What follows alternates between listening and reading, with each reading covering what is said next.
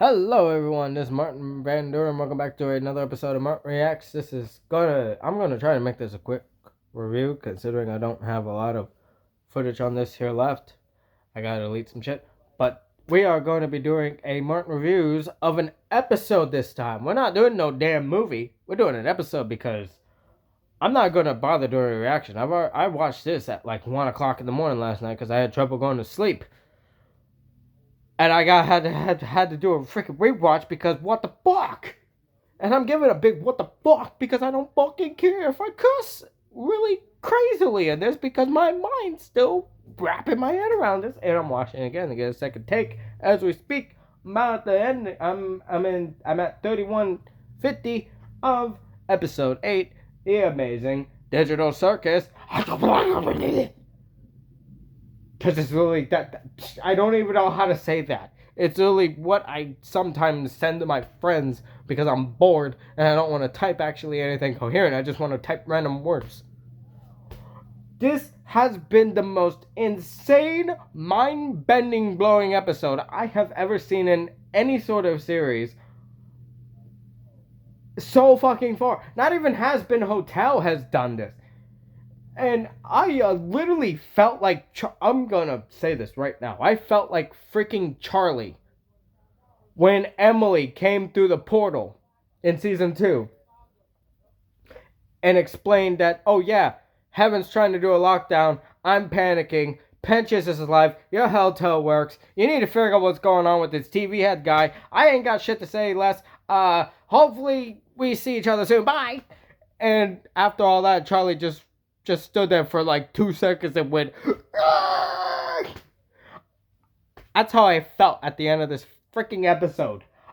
I almost did that. I almost went over here, sat down for a second to contemplate because of how literally half awake I was and tired of shit at the same time, even though I had really hard issues going to sleep last night.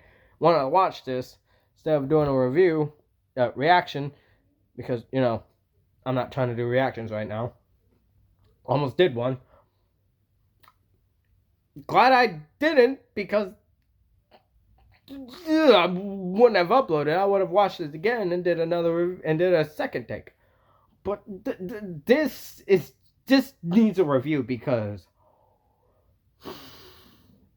so much happened that I'm still what?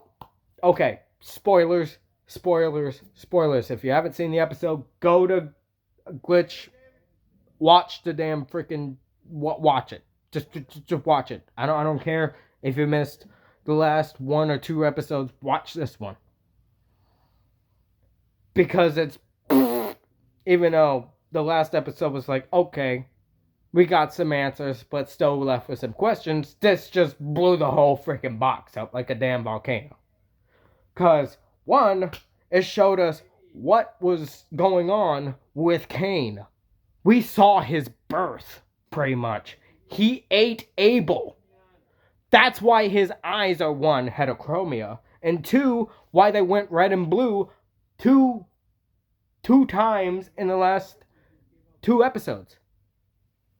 When he was glitching out a little bit, when we were seeing some cracks in his software, in his mainframe, in his whole entire psyche, because everyone else is getting real freaking tired of being on these damn adventures and not getting a single answer about if there's an actual way to get out of the circus and back to the real world.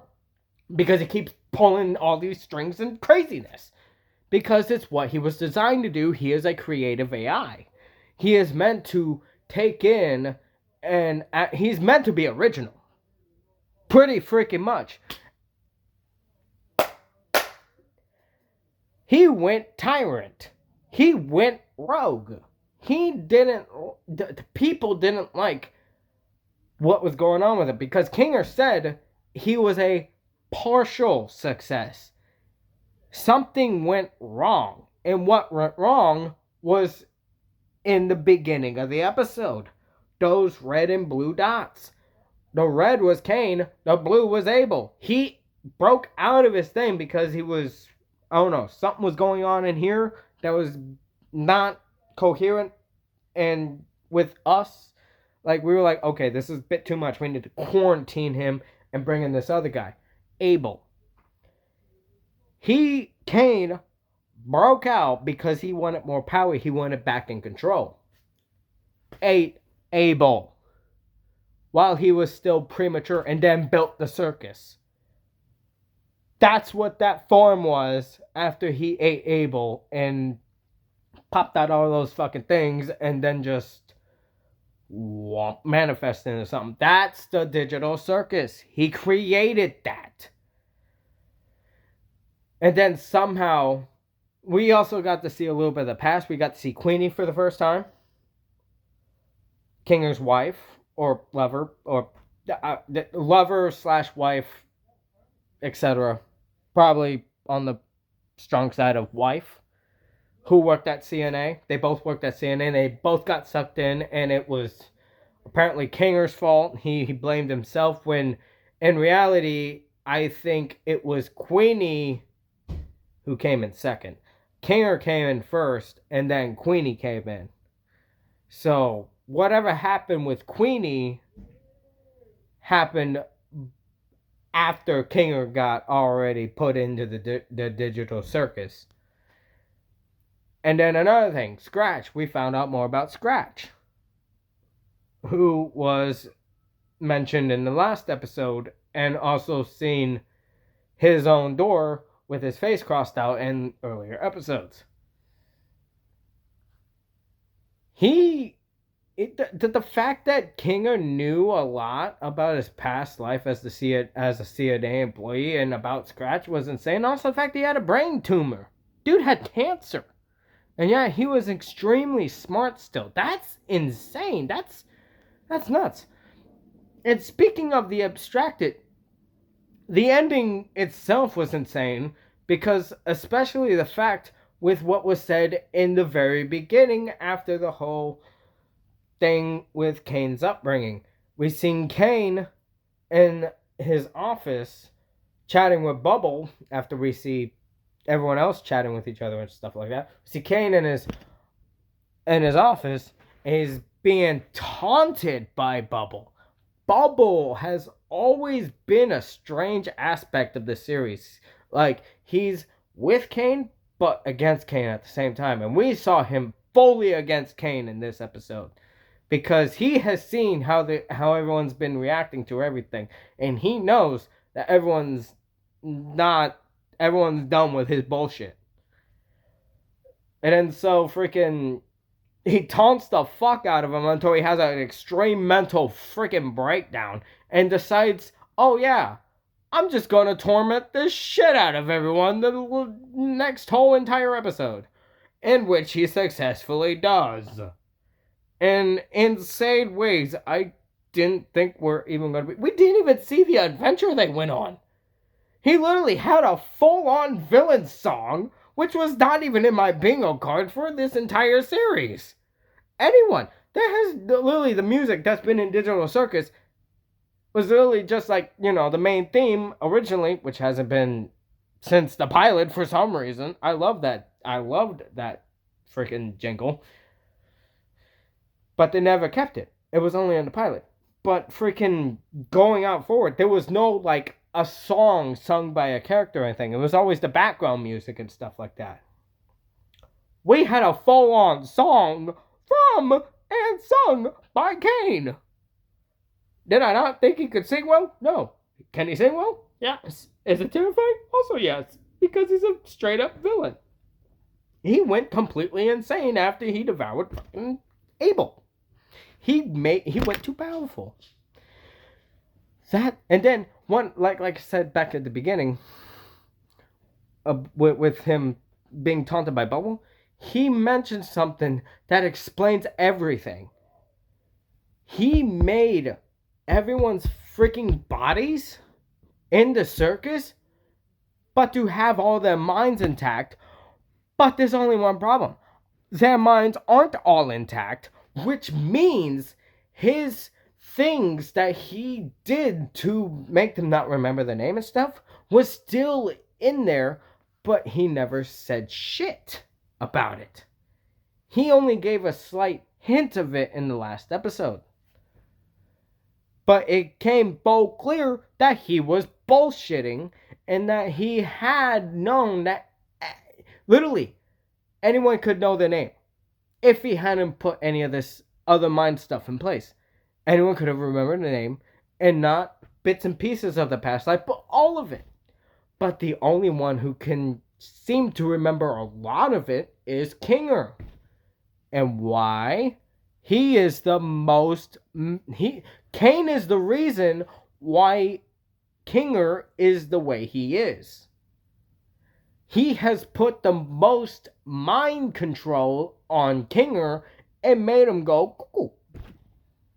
He's literally trying to make Kinger abstract so that way he can remain control. He doesn't want anyone to escape. Well, guess what? I'm going to skip to the very end of the episode because freaking halfway through, they just, all this other stuff, they're like, oh yeah, Pomni goes back to the exit because they're like, oh yeah, we can use our minds still to conjure up shit. Without Kane's knowing. So Pomni goes there. She grabs the computer, comes back, gives it to Kinger. He starts doing his whole Kinger shit because he's sane. He's got a bucket on his head. He's also on his pillow fort, so he's the most sane as well with the bucket on his head. So he knows what he's doing because he literally explained a whole bunch of shit to everyone in the drama, in a whole entire bombshell. Like, oh yeah, that literally last episode. Oh yeah, the whole CNA shit. Oh yeah, that was actually real. That wasn't made up. That was real. And it's like, oh my god. It's insane. Freaking, he goes along with this. They go distract Kane some more. And then, because everyone's so tired of his shit, they end up pissing him off more, which ends up making him lose his shit more and torment everyone else more. And led to some of the most insane things I've ever seen. Pomni started getting eaten by the goddamn gummy gators, which he made literal gators. And then freaking he showed everyone's freaking weaknesses, fears, and just all sorts of... He brought everyone's personality into full view. Like freaking... Like how Pomni was obsessed with Gummy Goo because he was like the one thing that was like... that showed genuine respect to her and all this other shit, so she kind of had feelings for him. And Kane kind of popped him out of nowhere after she brought him over here because he's like, oh, NPCs. Pop. They're not supposed to be here.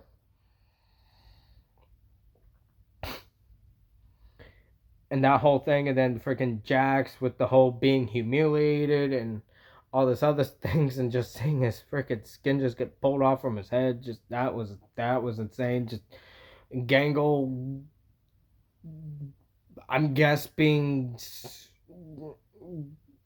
I'm not even gonna say it because I depicted a truck hitting her. It's like, okay, and I don't know. He went full rage mode, and then halfway through, when he was about ready to deliver, I guess, a final blow to everyone, fucking Kinger accidentally, while trying to hack into the system to get him to... Basically, he's just trying to get him to restart, reboot, shut down, reboot, restart, etc.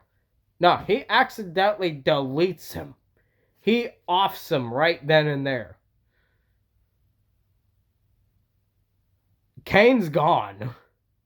Kane got defeated by the very one other person that helped create him other than Scratch. And it was Kinger. By accidentally pressing the delete button, which was most likely influenced by Bubble. I'm going to say that right now. I think we had a moment, because I thought about this earlier, and I'm going to say this right now. All the Sonic fans, come here. Come here. Come here. Every single Sonic fan, I want you to come here. Come here, look at me. Look at me in the eyes. Look at me in my eyes. This was a straight reference to what happened to Dr. Robotnik in the Sonic comics.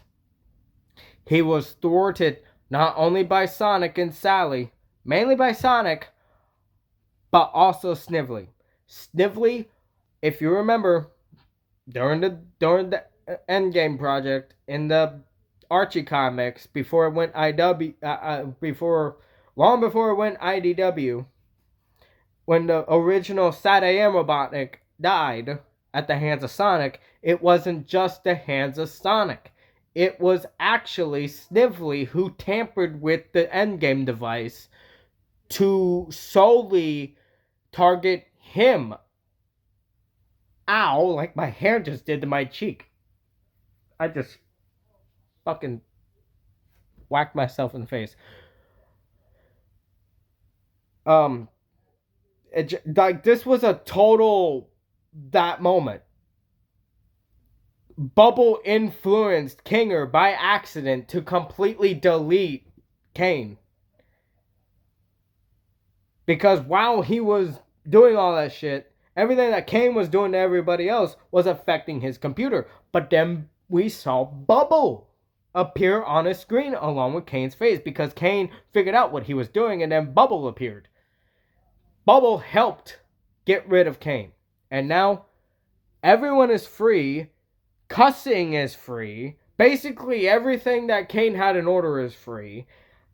So what's, like, this is the most insane thing ever. I'm running out of time, so I basically kind of explained damn near the entire episode. But it is one of the most insane episodes I've ever seen in any sort of series since Adventure Time, regular show, etc.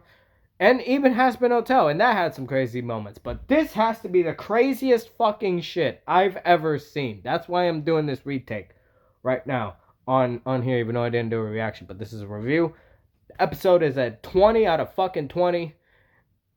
One of the best episodes of a series I've ever seen. I can't wait to see the season finale. A series finale. And I will see you guys in the next video. I'm about ready to run out of time for this review. Good night.